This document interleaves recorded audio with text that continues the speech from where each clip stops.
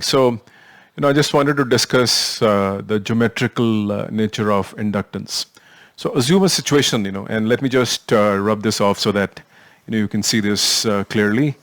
Let me just rub this off and, okay.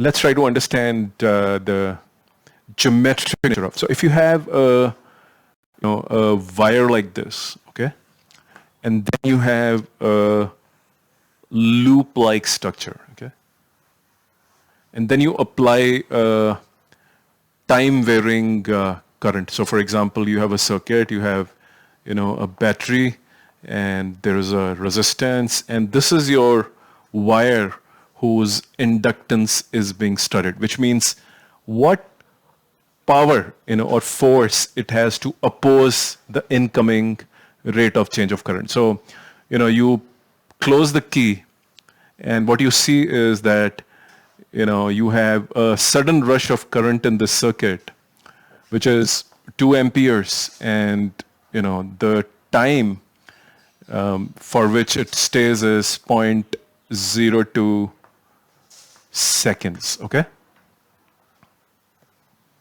So that will give you di by dt, right?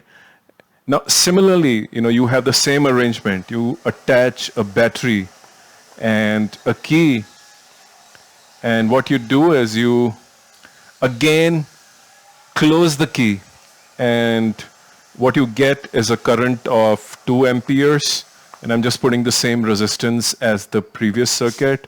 So this is R and this is also R. The battery is also equal, okay? And so what you get, and again what you see is 0.02 seconds, okay? Now remember, the difference between the two circuits is that here the inductor is a straight line, okay? The inductor is a straight conductor or a straight wire, okay? But in the case of this, the second situation, the inductor is loopy, okay? What you will find is that the voltage which is generated in the case of the loopy circuit is very high.